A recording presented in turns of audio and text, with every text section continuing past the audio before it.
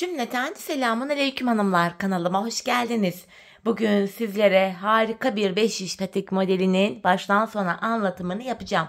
Ben patiğimde piyasada rahatlıkla bulabileceğiniz patiklik iplerden kullandım. Yeşil, krem ve pembe tonlarında. Krem ipim Kartopu Flora K25. Yeşil ipim, hemen kağıdı burada, Pollyanna Lux Dolly'nin, renk kodum 542. Bu pembe ipimi de hanımlar hatırlamıyorum. Elimde kalmış yarım bir ipim vardı. Onu kullandım bu patiğimde. Şişlerim ise 3 numara 5 şiş. Hemen modeli göstereceğim. Buyurun. Modelimiz bu şekilde. Daha önce 2 şiş olarak yapmış olduğum modelimin istek üzerine 5 şişini de yaptım. Çok da güzel oldu. Ben çok beğenerek yaptım. Umarım sizler de benimle birlikte beğenerek, severek yaparsınız. Patiğimizin tabanı, kenarları, topuk kısmı bu şekilde hanımlar. Bu patik benim elimin ölçülerine göre 37-38 numara, ayaklar için uyumlu oldu. Hemen patiğimize başlayalım. Burun kısmından başlayacağım yine her zaman olduğu gibi 12 ilmek atarak. 12 ilmeğimizi atıyoruz hanımlar. Bu başlama tekniğini bütün 5 şiş patik videolarımda detaylı olarak anlattım. Şimdi sil baştan yeniden gösteriyorum. Sebebi şu: bu videoya ilk defa denk gelecek olan hanımların da kafaları karışmasın diye. Ayrıca kanalımda farklı 5 şiş patik başlama teknikleri de var. Sizler patiğinizi dilediğiniz şekilde başlayabilirsiniz. Sayalım kaç ilmeğimiz olmuş. 3, 6, 9, 12 ilmeğimiz olmuş. Şimdi geri dönüyorum. Geri döndüğümüzde hanımlar bakın arka yüzdeyiz. İkinci şişimi alacağım. Örmeye başlıyorum. Kenar ilmeğimi örmeden aldım.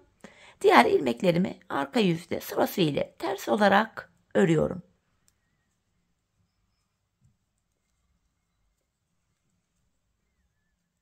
Sonuncu ilmeğimi de ters ördüm. Şimdi geri dönüyoruz. Ön yüzdeyiz. Bu aşamada artık tamamen düz örgü uygulaması yapacağız ve 5 şişe geçeceğiz. İlk 6 ilmeğimi düz olarak örüyorum. Kenar ilmeğim 1, 2, 3, 4, 5 ve bir ilmek daha ördüm, 6. Kalan 6 ilmeğimi de ikinci şişimle öreceğim hanımlar. 12 ilmeğimi 6'şar 6'şar 2 şişime eşit olarak paylaştırdım. Şimdi hiç geri dönmeden ilk başladığımız yerlerden ilmekler çıkaracağız. İlk ilmeğimi hemen şu kenardan çıkaracağım. Bakın şu kenara geliyorum. İlmeğin iki kanadına birden şöyle bir adet ilmek çıkarttım. Devamında ilmek çıkartabilmek için de tığımdan yardım alacağım. Başlangıç yerlerimiz biraz sıkı olduğu için şöyle ilmeğimi çıkarıp 3. şişime takıyorum. Burada da 2 ilmeğim oldu. 3. ilmeğim, 4. ilmeğim, 5. ilmeğim, şu da 6. ilmeğim. Şimdi bir 6 ilmek daha çıkartıp onu da 4. şişime takacağım. 4. şişime aldım, ilmeğimi takıyorum. Bakın başlangıç yerine ilmeğin iki kanadına birden girerek ilmek çıkartıp şişime takıyorum. 4. şişimde 3 ilmeğim oldu. Devam ediyorum. Şu 4. ilmeğim, 5 ve kenara girerek bir ilmek daha çıkartıp şişime takıyorum, 6. Böylece 4 şişimde de 6'şar tane ilmeğim oldu. 5. şişimi aldım hanımlar. Bir sıra boyunca 4 şişimdeki 6 ilmeğimi de düz olarak öreceğim. 5 şiş patikte bir sıra dediğimiz olay şudur: 4 şişimizdeki ilmeklerimizi de örüp tamamlayınca bir sıra örmüş oluyoruz. 2. şişimdeki 6 ilmeğimi de yine düz olarak ördüm. Boşalan şişimiz ile sıradaki şişteki ilmeklerimizi örüyoruz. 3. şişimdeyim.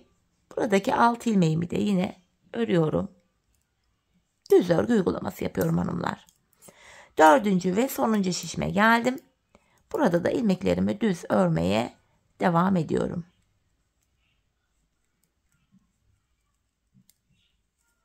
Bir sıra ördük hanımlar ilmeklerimizi.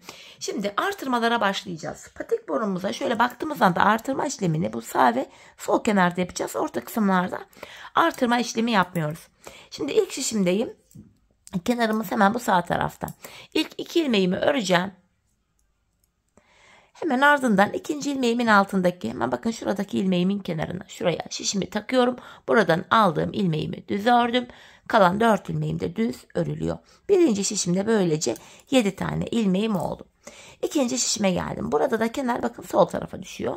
Son 2 ilmeğim kalana kadar örüp artırmamı yapacağım yine. Bakın son 2 ilmeğim kaldı. İkinci ilmeğimin altındaki şu ilmeğimin kenarına şişimi taktım ve buradan aldığım ilmeğimi düz ördüm. Kalan 2 ilmeğim düz örülüyor. Üçüncü şişime geldim. Kenarımız hemen bu sağ tarafta. İlk 2 ilmeğimi öreceğim. Üçüncü şişimde. Ve ikinci ilmeğimin altındaki hemen şuradaki ilmeğimin kenarına şişimi takıyorum ve buradan aldığım ilmeğimi de düz ördüm. Kalan 4 ilmeğim de düz örülüyor. Böylece ilk 3 şişimizde 7'şer tane ilmeğimiz oldu. 4 şişimizdeki ilmek sayıları da eşit olmalı. Dördüncü şişime geldim şimdi. Burada da kenarımız hanımlar bakın bu sol tarafa düşüyor. Son 2 ilmeğim kalana kadar öreceğim. Artırmamı yapacağım. Sondan ikinci ilmeğimin altındaki şu ilmeğimin kenarına şişimi taktım. Buradan aldığım ilmeğimi düz örüyorum. Kalan 2 ilmeğim de yine düz örülüyor. 4 şişimizde de 7'şer tane ilmeğimiz oldu. Bir sıra artırma yaptık. Şimdi hanımlar bir sıra 4 şişimdeki 7 ilmeğimi de düz olarak öreceğim. Yani bir sıra artırma yapıyoruz. Bir sıra ilmekleri böyle artırma yapmadan düz olarak örüyoruz. Sebebi şu. Her sıra artırma yaparsak şayet patik burnumuz bir anda açılma yapar ve hoş bir görüntü olmaz. İkinci şişimdeki 7 ilmeğimi de ördüm.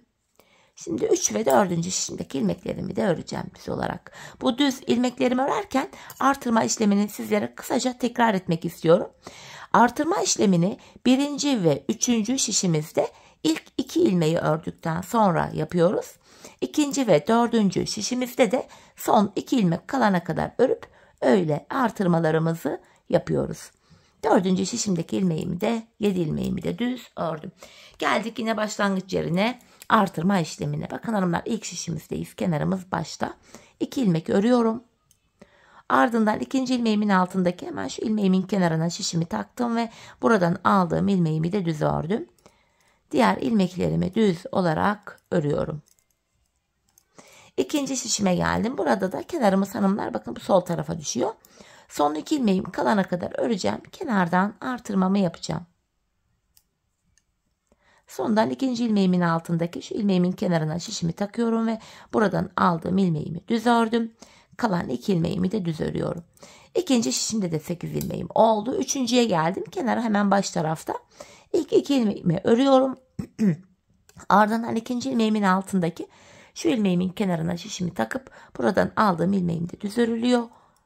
Kalan ilmeklerimi de örüyorum hanımlar. İlk 3 şişimde 8'er tane ilmeğim oldu. 4. ve sonuncu şişime geldim. Kenar sol tarafta. Son 2 ilmeğim kalana kadar öreceğim. Kenardan artırmamı yapacağım.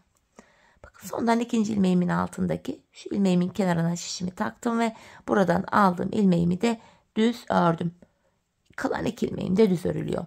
Böylece 4 şişimizde de 8 tane ilmeğimiz oldu. Şimdi bir sıra ilmeklerimizi düz öreceğiz. 8'er ilmeğimizi sonra artıracağız. Düz öreceğiz, artıracağız. Patiğimizin burnunu bu şekilde tamamlayacağız. Hanımlar ben bu patiğimde her bir şişimde 14'er ilmeğim olana kadar artırma yaptım. Modelimi kurdum. Modelimiz 8 ilmek ve katları üzerine kurulduğu için her şişede 14'er ilmek yapınca 4 şişede 56 ilmek oluyor. 56'da 8'in 7 katı olduğu için modelimiz tam sığdı. Tam denk geldi hanımlar. Şöyle gördüğünüz gibi.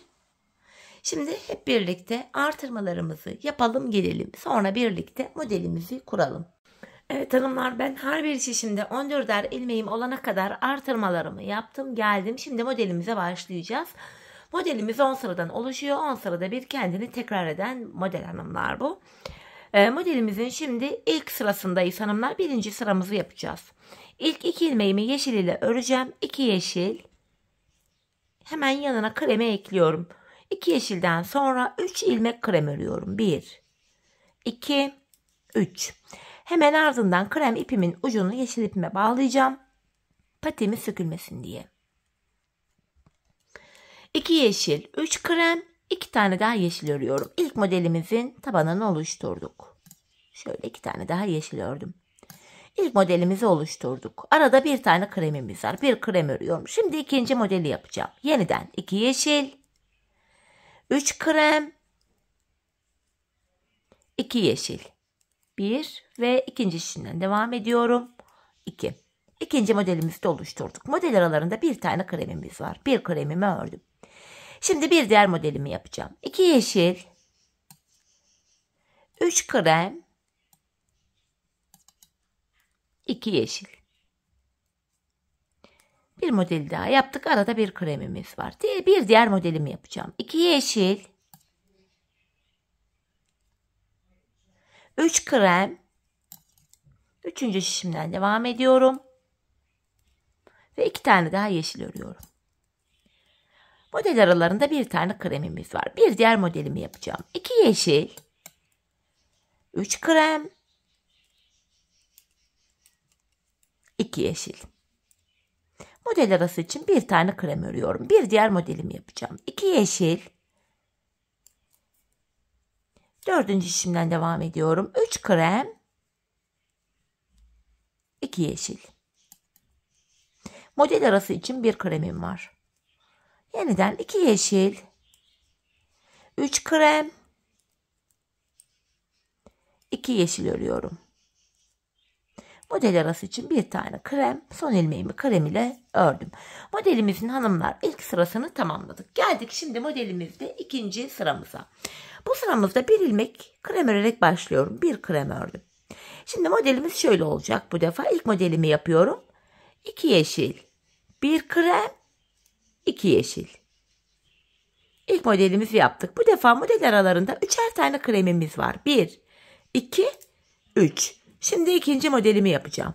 2 yeşil, 1 krem, 2 yeşil. İkinci modelimi de yaptım. Model arasında hanımlar 3 kremimiz var. Şimdi 3 tane kremimi örüyorum. 1, 2, 3. Diğer modelimi yapıyorum. 2 yeşil, 1 krem, 2 yeşil. Model arası için 3 tane kremimiz var. Bir diğer modelimi yapacağım. 2 yeşil, 1 krem. 3. şişimden devam ediyorum. 2 tane daha yeşilimi ördüm. Model arası için 3 tane krem örüyorum. 1, 2, 3. Bir diğer modelimi yapacağım. 2 yeşil, 1 krem, 2 yeşil.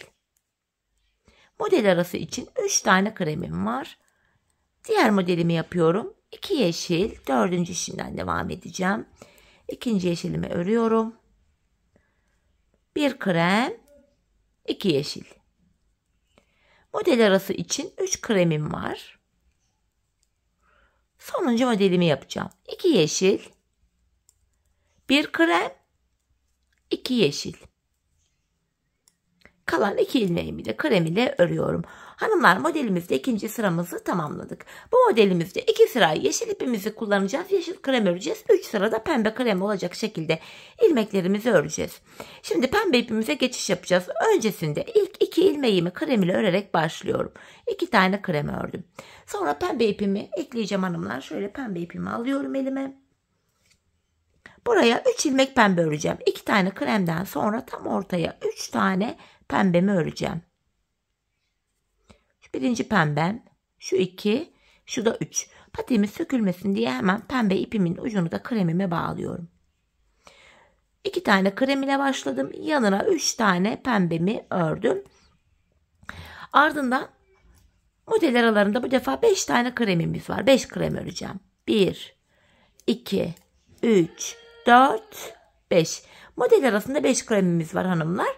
Modelimizin 3. sırası böyle devam edecek. 5 krem, 3 pembe. Şu ikinci pembem, şu 3. Tekrardan 5 tane krem öreceğim. 1. İkinci şişimden devam ediyorum. 2, 3, 4, 5. 5 kremden sonra yine 3 tane pembe öreceğim. Hanımlar bu aşamada arka bölümde şu ip geçişlerini esnek yani gevşek bırakalım. Patiğimiz gergin durmasın, modelimiz düzgün düşsün diye. 3 pembemi ördüm. Tekrardan kremimi alıyorum. 5 krem 3 pembe olacak şekilde bu sıramızı tamamlayacağız. Şu 5. kremim, yanına 3 tane pembe örüyorum. Şu 2, 3. şişimdeyim. 3. pembemi de buraya ördüm. Yeniden model arası için 5 tane krem örüyorum. 3, 4, 5. 3 tane pembe. Yeniden 5 krem. 3 tane pembe öreceğim şimdi. Şöyle pembemi alıyorum. 4. şişime geçtim. 3 ilmek pembemi örüyorum. Model arası için yeniden 5 tane krem. ve yanına 3 tane pembe. 1, 2, 3. Hanımlar son 3 ilmeğimi de krem ile örüyorum. Alttan yeşilimizi de şöyle düzelttik. Modelimizde 3. sıramızı tamamladık. Geldik şimdi 4. sıramıza. Bu sıramızda hanımlar 4. sıramızda ilk ilmeğimi krem ile örüyorum. 1 ilmek krem. Sonrasında pembemi aldım. 2 pembe, 1 krem, 2 pembe örüyorum. Bu şekilde modelimizin 4. sırası böyle devam edecek. 2 pembe, 1 krem, 2 pembe. Bu defa model aralarında 3'er tane kremimiz var. 3 krem. Hemen diğer modelimi yapacağım. 2 pembe, 1 krem, 2 pembe. Model arası için 3 kremim var. Hemen diğer şişimden devam ediyorum. İkinci şişimden 3 kremimi ördüm. Bir diğer modelimi yapacağım. 2 pembe, 1 krem, 2 pembe. Model arası için 3 tane kremim var. Devam ediyorum. Yine 2 pembe, 1 krem, 3. şişimdeyim. 2 tane daha pembe örüyorum. Model arası için 3 tane kremim var. 2 pembe, 1 krem, 2 pembe. Model arası için yine 3 tane krem örüyorum. Tekrardan 2 pembe. Ben 4. şişimden devam ediyorum. 2. pembemi ördüm. 1 krem ve yanına 2 tane daha pembe örüyorum. Model arası için 3 tane kremim var. Ve son modelimi yapacağım. 2 pembe, 1 krem, 2 pembe. Kalan 2 ilmeğimi de krem ipim ile düz olarak örüyorum. Böylece hanımlar modelimizde 4. sıramızı tamamladık. Geldik modelde 5. sıramıza. Bu sıramızda hanımlar yapacağımız işlem şu. 2 tane kremimi örüyorum. Yeniden 3 tane pembe öreceğim. 1, 2, 3. Tekrardan 5 krem 3 pembe olacak şekilde modelimizde yine 5. sıramızı tamamlayacağız. 5 krem 3 pembe. Şöyle şu 2. pembem, şu da 3. pembem. Tekrardan 5 krem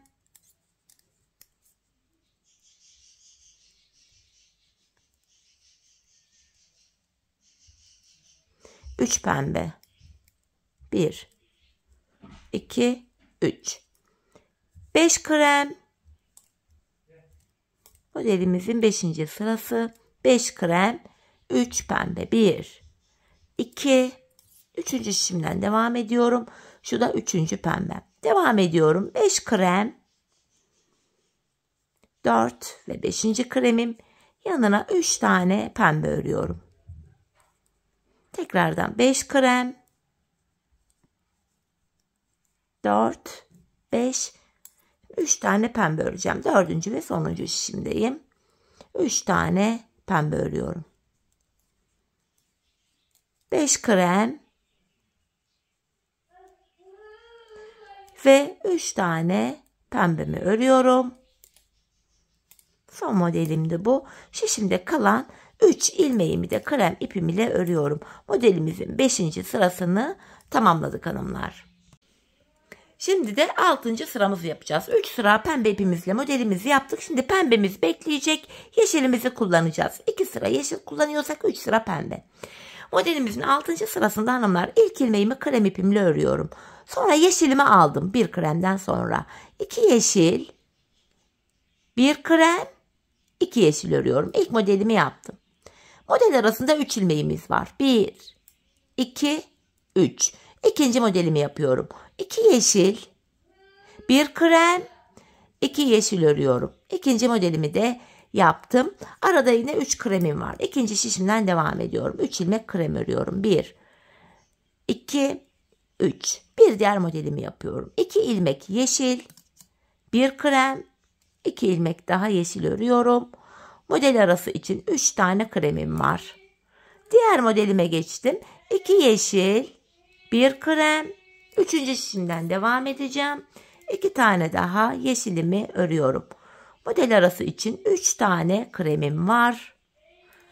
Bir diğer modelimi yapacağım hanımlar şimdi yine. Tekrar 2 yeşil, 2 ilmek yeşil, 1 krem, 2 tane daha yeşil örüyorum. Model arası için 3 tane kremim var. Yeniden 2 yeşil, 4. şişimden devam ediyorum. 2 yeşil, 1 krem, 2 yeşil. Model arası için 3 tane kremim var. Bir diğer modelimi yapacağım. Sonuncu modelim 2 yeşil, 1 krem, 2 yeşil. Kalan 2 ilmeğimi de krem ipim ile örüyorum. Modelimizde hanımlar 6. sıramızı tamamladık. Geldik 7. sıramıza.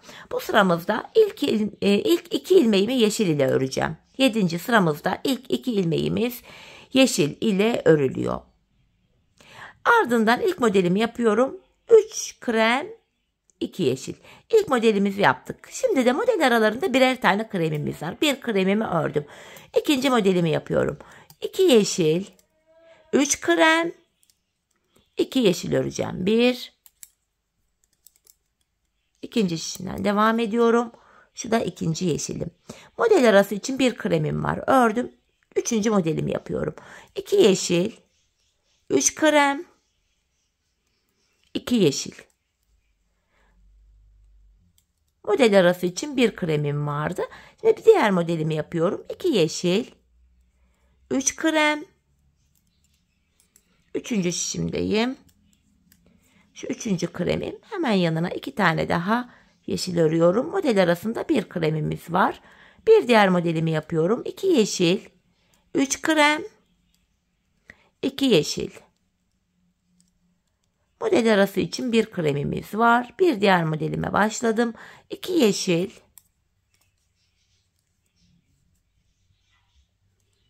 3 krem, 2 yeşil. Model arası için bir kremim var. Ve sonuncu modelimi yapıyorum. 2 yeşil, 3 krem, 2 tane yeşil. Kalan son bir ilmeğimi de krem ile örüyorum. 7. sıra bitti. Modelimizde şimdi 8. sıramıza geldik hanımlar. Şimdi de 8. sıramıza başlıyoruz hanımlar. 2 sıra yeşil ile ördük. Şimdi pembe krem ile devam edeceğiz. 8. sıramızda ilk ilmeğimi bakın buraya, bu pembe desenimiz bu kenara yarısını ilk şişime, diğer yarısını da 4. şişime kuracağım. Bir pembe ile başlıyorum 8. sırama. Bir tane pembemi ördüm. Ardından 5 krem, 1, 2, 3, 4, 5. Tam bu ortaya 3 tane pembe öreceğim. Bu modelimizin devamı 5 krem, 3 pembe diye devam edecek hanımlar 8. sıramızda. Tekrardan 5 tane krem. Devam ediyorum. 3 tane pembe. 1, 2, 3. Devam ediyorum. 5 krem, 3 tane pembe, 5 tane krem. 3. şişimden devam edeceğim örmeye. Şu 4. krem ilmeğim, şu da 5. Yanına 3 tane pembe örüyorum.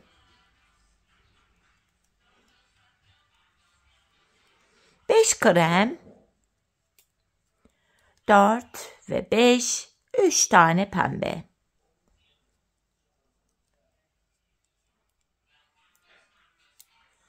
5 tane krem,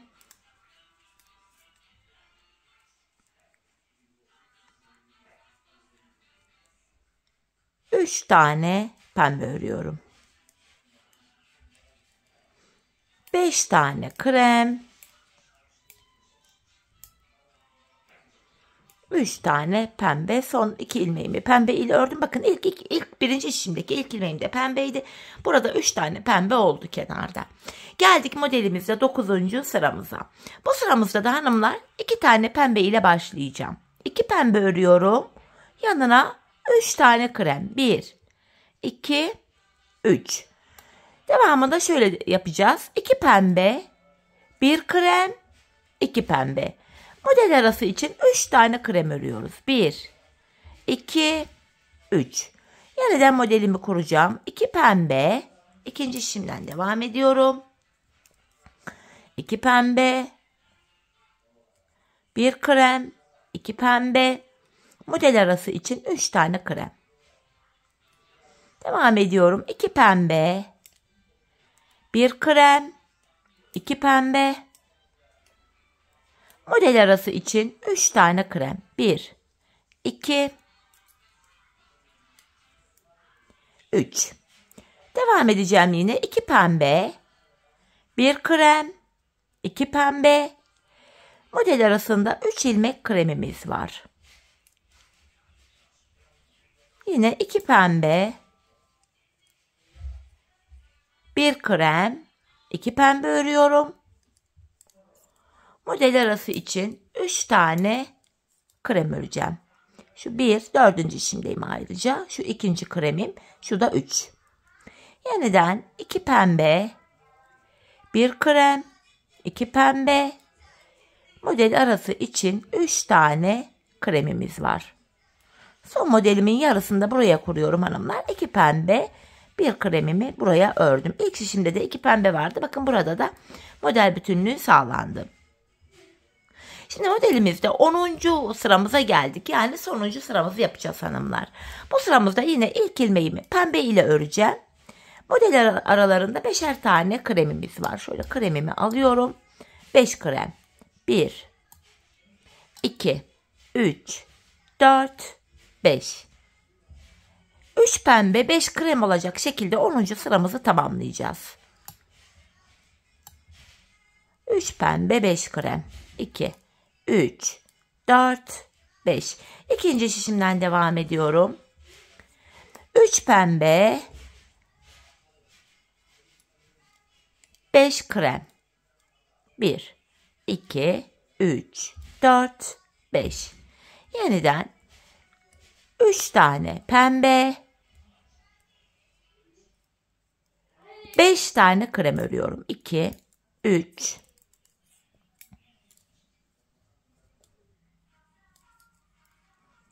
4, 5. 3 tane pembe, 5 tane krem. 3 tane pembe örüyorum. 5 krem. Şu 1. kremim. İlmeğimi yarım aldım, düzeltiyorum. 4. şimdi de aynı işleme devam edeceğim. Şu 2. kremim. 3, 4, 5. Yine 3 tane pembem var. 1, 2, 3. 5 tane kremim.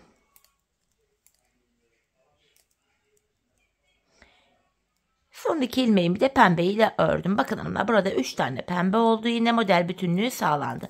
Modelimizde hanımlar 10. sıramızı da tamamladık. İlk modelimiz böylece bitti.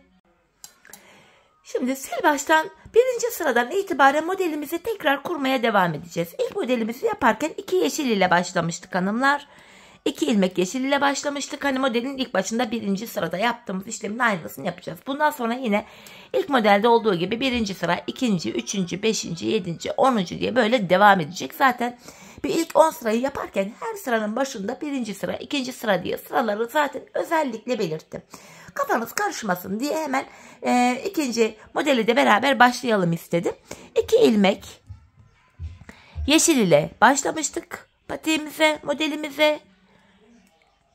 Hemen yanına 3 krem, 2 yeşil. Bakın ilk modelimizi yaptık hanımlar. Model arasında 1 ilmeğimiz var. Yeniden 2 yeşil, 3 krem, 2 yeşil. Bu şekilde yine devam edecek. Bakın ilk modelimizi yaptığımız gibi yine ikinci modeli başlattık. Her 10 sırada bir model zaten kendini tekrar edecek hanımlar. Bu şekilde devam edeceğiz. Hanımlar bu aşamada alt bölüme bakarak, ördüğünüz bölüme bakarak patiği yapabilirsiniz. Ördüğüne bakarak yapamayan hanımlar da olabilir. Onlar da videonun tekrar başına gelerek, ilk başına gelerek 1. sıra, 2. sıra, 3. sıra diye tek tek gösterdim. Aynı yeri izleyerek diğer sıralamaları da rahatça yapabilirler. Hanımlar ben bu patiğimde bakın ilk 10 sıradan oluşan şu model 10 sıradan oluşuyor mesela bakın. 2 pembe model. Yeşilden başladık. Pembe var, yeşil var, pembe, bu 10 sıra tutuyor. Tekrar bir diğer modelimde yine aynı şekilde 10 sıra tutuyor. Bir diğer ikinci kez 10 sıra modelimizi yapacağız. Üçüncü kez hanımlar yine yeşili yapıyoruz. Pembeyi ve yeşili yapıyoruz. Ardından ben tekrardan pembeye geçiş yapmadım. Bakın çünkü tam da benim elime göre oldu bu model. Elimin ölçüsüne göre uygun oldu ayak numarasına. Yani şöyle de sayabilirsiniz. Buraya 1, 2, 3, 4, 5 tane pembe modelle yaptım. Pembenin üzerine en son 2 sıra yeşilli modelimi de kurdum. Patiğimin ön bölümünü bu şekilde tamamladım hanımlar. Şimdi sizler de bu şekilde modelin devamını yapabilirsiniz. Şimdi hep birlikte patiğimizin ön bölümünü yapalım gelelim. Ardından da birlikte bilek ayrımına geçelim. Evet hanımlar, patiğimin ön bölümünü tamamladım ve geldim. En son bakın 5 tane 5. pembe modelimden sonra 2 sırada yine yeşil ile modelimi yaptım. Şimdi patiğimize şöyle devam edeceğiz. Krem ipimi bırakacağım. Yeşil ipimle örmeye devam edeceğim. Hanımlar, bu aşamada pembe ipimle işim bittiği için pembe ipimi kestim. Bakın arkaya şöyle düğüm attım. Şimdi de yeşil ipimi alıyorum. İlmeklerimizin tamamını yeşil ipimizle öreceğiz hanımlar. Krem ipimizi de artık kesip bağlayabiliriz. Çünkü modelin devamında sadece yeşil ipimizi kullanacağız. Bu şekilde ilmeklerimizin hepsini yeşil ile örüyoruz. Böyle. Şimdi hanımlar, 4 şişimizdeki ilmeklerimizi de 2 sıra boyunca, yani 4 şişimizi bir kere dolanacağız, bir sıra olacak. Bir daha yine yeşil ipimizle öreceğiz, 2 sıra olacak. Bu şekilde 2 sıra düz olarak örelim gelelim, ardından bilek ayrımını yapalım. Evet hanımlar, 2 sıra boyunca yeşil ipimle ilmeklerimi ördüm. Krem ipimi de yine kestim, buraya bağladım. Şimdi ilk şişimizdeyiz, bilek ayrımını yapacağız. Öncelikle son bir ilmeğim kalana kadar ilmeklerimi öreceğim hanımlar. Yani 14 ilmeğim vardı. İlk 13 ilmeğimi öreceğim. Bakın burada son bir ilmeğim kaldı. Buradaki sonuncu ilmeğim ile ikinci şişimdeki ilk ilmeğimi alıyorum. Bu iki ilmeği birbiriyle şöyle yer değiştiriyorum. Yer değiştirdiğim ilk ilmeğimi ilk şişimle ördüm. Bilek ayrımında hanımlar ilmekleri bu şekilde yer değiştiriyoruz. Sebebi şu: bilek ayrımı daha sıkı ve sağlam oluyor. Tam olarak burası. Patiğimizin yanlarına geçtik hanımlar. Patiğimizin şu yan kenarlarına ben 7'şer ilmek haroşa ördüm. Örgümüzün hem ön hem arka yüzünde düz örgü örünce haroşa oluyor. Hem ön hem de arka yüzde ters örgü örünce yine haroşa oluyor. Ben örgümüzün her iki tarafında da düz örgü örerek haroşalarımı elde ediyorum.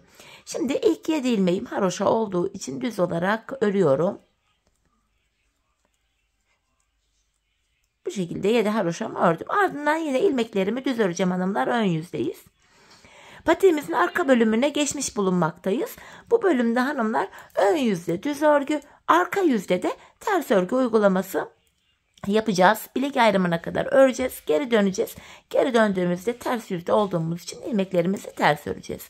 Sadece kenarlardaki 7'şer ilmek haroşamızı düz olarak öreceğim ben. Haroşayı ters örenler kenarlardaki 7'şer ilmeği ters olarak da örebilirler. Bir diğer şişime geldim. Yine ilmeklerimi düz olarak örmeye devam ediyorum.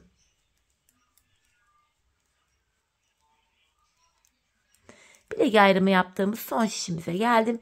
Burada da yine ilmeklerimi düz öreceğim.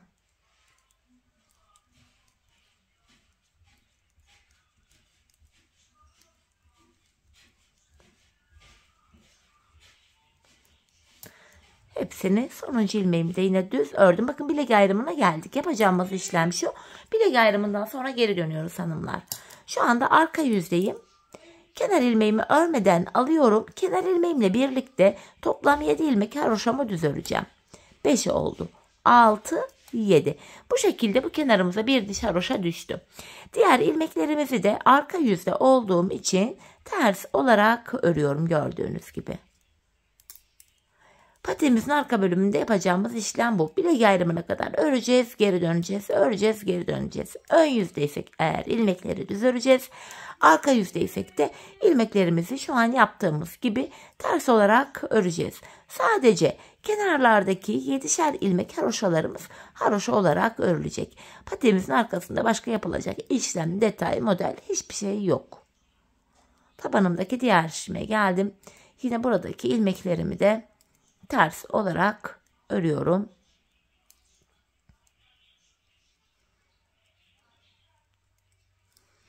tabanımdaki bir diğer son şişime geldim. Bilek ayrımı yaptığım şişimiz. Burada da ilmekleri ters örüyorum. Sadece kenardaki son 7 ilmeğim haroşa olduğu için bakın son 7 ilmeğime geldim. Bunları düz örüyorum.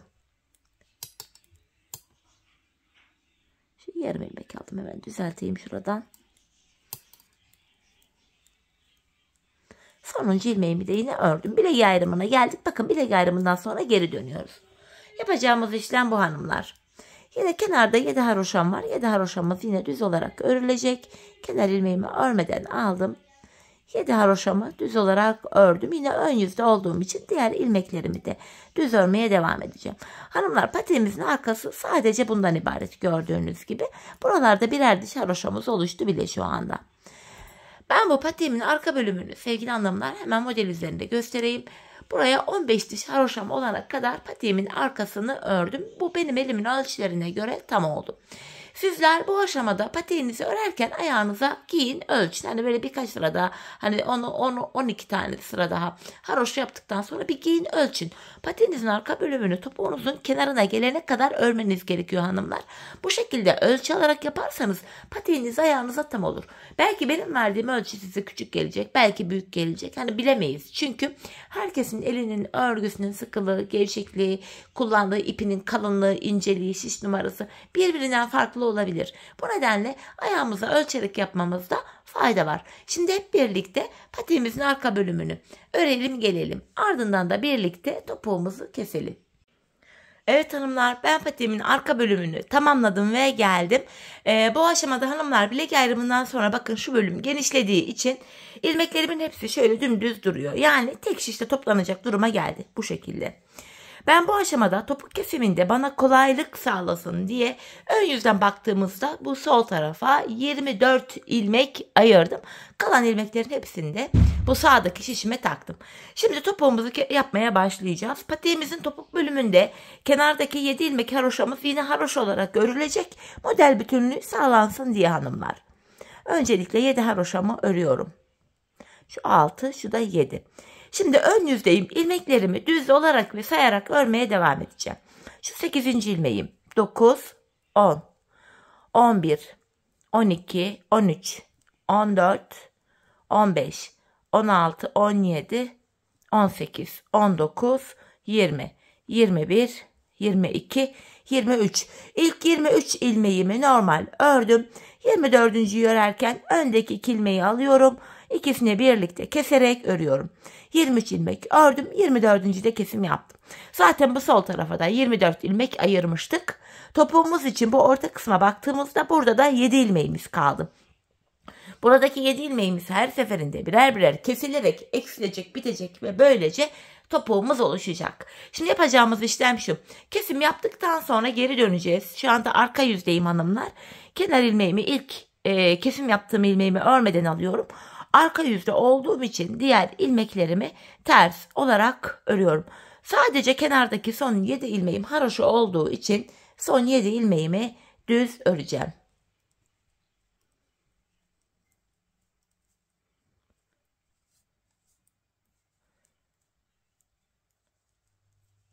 Son 7 haroşama geldim. Bunları düz örüyorum hanımlar. Şimdi geri döndüm. Tekrar ön yüzdeyiz. Yine bu aşamada ilk 23 ilmek öreceğim. 24. de kesimimi yapacağım hanımlar. Tekrardan 7 haroşam örerek başlıyorum. Şimdi yine sayarak devam edeceğim.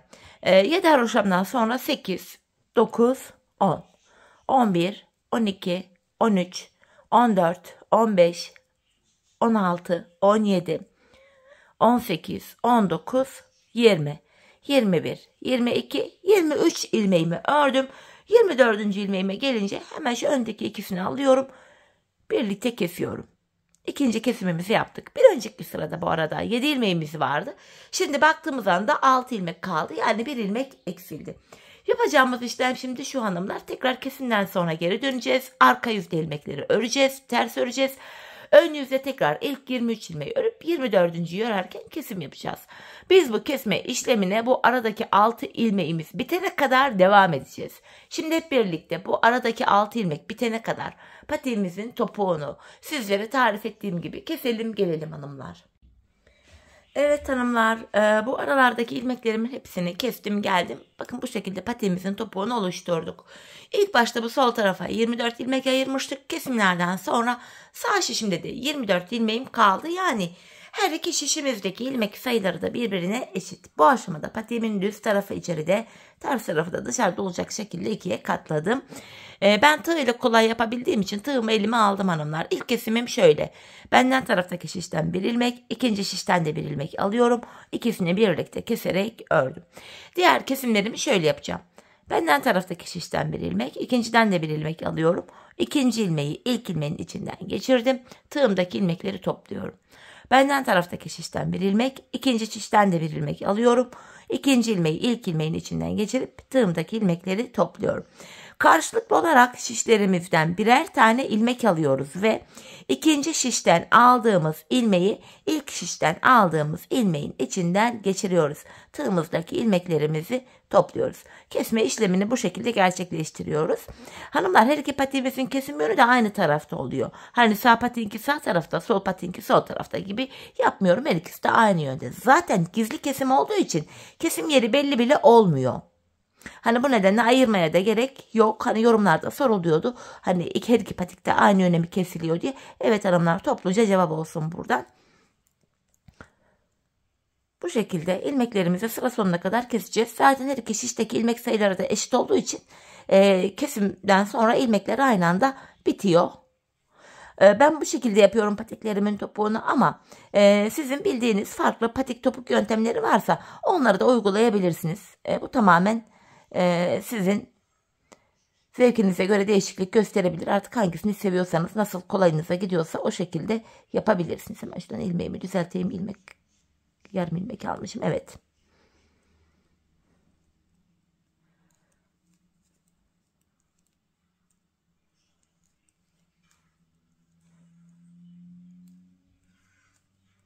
Son 3'er ilmeğim kaldı. Bunları da yine aynı şekilde kestim.